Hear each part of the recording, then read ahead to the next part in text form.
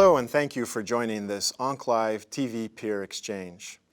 The availability of new monoclonal antibodies and novel targeted therapies for chronic lymphocytic leukemia has greatly increased the complexity of treating symptomatic patients. For this discussion, my colleagues and I will shed some light on the latest data coming out of ASH 2015 and how this new information will affect how we treat our patients with CLL. I'm Dr. William Wierda, Professor of Medicine at the University of Texas MD Anderson Cancer Center. Joining me today for this discussion are Alessandra Ferrajoli, Professor of Medicine, also at the University of Texas MD Anderson Cancer Center. Dr. Rick Furman, Associate Professor of Medicine and Director of the CLL Research Center at Weill Cornell Medical College. Dr. Thomas Kipps, Professor of Medicine, Deputy Director of Research Operations, UC San Diego at the Moores Cancer Center. Shuo Ma, Associate Professor of Medicine at the Northwestern University and Robert H. Lurie Comprehensive Cancer Center. Dr. Susan O'Brien, Associate Director for Clinical Science for the Chow Family Comprehensive Cancer Center at UC Irvine Health. Thank you all for joining us today. Let's get started. The first topic we're going to talk about is prognostic factors and evaluating patients with chronic lymphocytic leukemia. Let's start with Dr. Ma. And there's an abstract that's being presented here by the German CLL Study Group, which is an international prognostic index for patients with CLL. I wonder if you could give us a little bit of insight into this and how it's useful in evaluating our patients. Right. So in this abstract, they have reported the International Prognostic Index for patients with CLL, the CLL IPI, which is an international meta-analysis. Here they pulled 8 randomized CLL studies that included over 3,000 patients where they analyzed over 26 different kind of prognostic factors. And after the analysis, they have found 5 independent prognostic factors, including age, the clinical stage of the CLL, the presence of 17p deletion and or p53 mutation, and IGVH muted or unmutated status, and lastly, the beta-2 microglobulin. And based on the presence of these 5 prognostic factors, they divided patients into 4 different groups, either low risk, intermediate risk, high risk, or very high risk. And the 5-year overall survival of this 4 group of patients range from over 90% in the low-risk patients to about 20% in the very high-risk patients. So is this has not yet been published, but it's been updated here at this meeting. Right. And it's useful in terms of predicting for time to first therapy as well as overall survival. Is it relevant for? This is primarily for overall survival. Yeah, one of the problems I think of this index that I see is that it was based on data that was collected in what's called the CLL-8 study. These patients received FCR chemoimmunotherapy versus FC chemotherapy. Also data collected from the Mayo Clinic where patients were followed. So that was an amalgamation of patients who were followed without therapy versus patients also being treated with chemoimmunotherapy.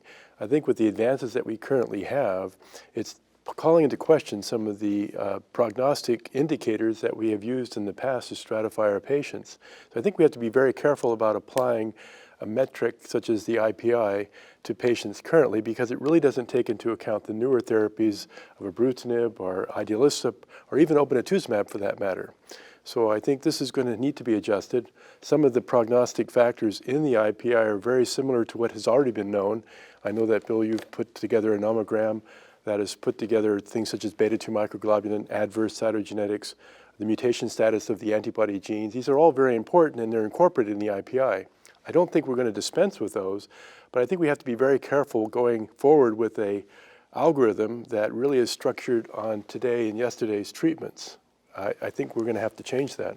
So your opinion then is that these models are maybe relevant for more historical treatments, but may not be as relevant now for the small molecule inhibitors that we have, and we should be cautious about their clinical implementation and how they're used. Absolutely. I think that we still may have features such as complex cytogenetics or the deletion of the short arm of chromosome 17 having potentially an adverse indication for some of the newer therapies such as ibrutinib or even idelalisib. However, I think it really needs to be borne in mind that this is a moving target. We're talking about a game that's being played now. Patients are living longer and better. And I think to apply a metric that suggests that you're going to live only a certain number of years is clearly not going to be appropriate for today's treatments.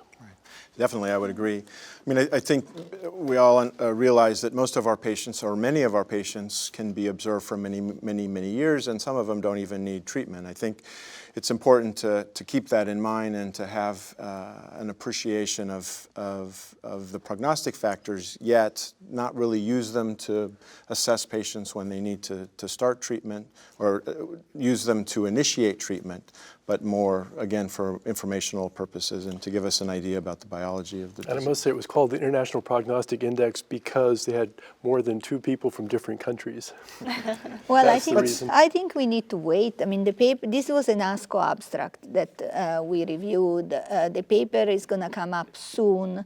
We will be able to apply it prospectively and see whether it's a valid index or not. At this meeting, they're going to give an update of the relevance to this index in terms of patients with early disease. So we will see in the discussion how people feel about the utility of this CLL-IPI.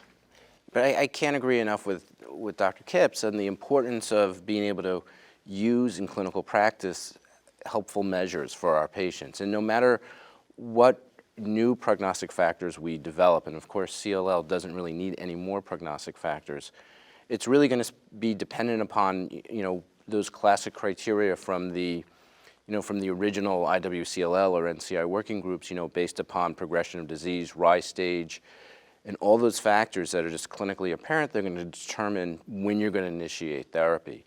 And fortunately, with these new agents, the novel agents, the prognostic markers really don't become relevant in terms of response to treatment.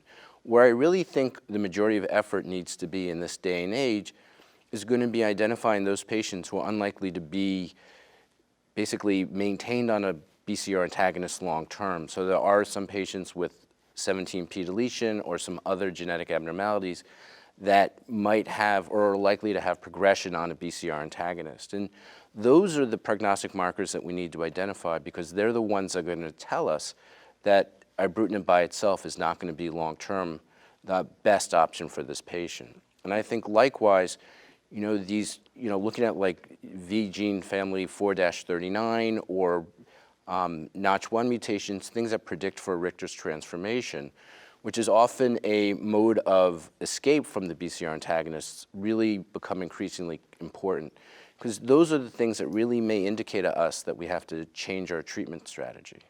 Yeah, predictive factor is what you're asking for. Yes, usually predictive factor will follow prognostic factor evaluation, so maybe we'll move there soon.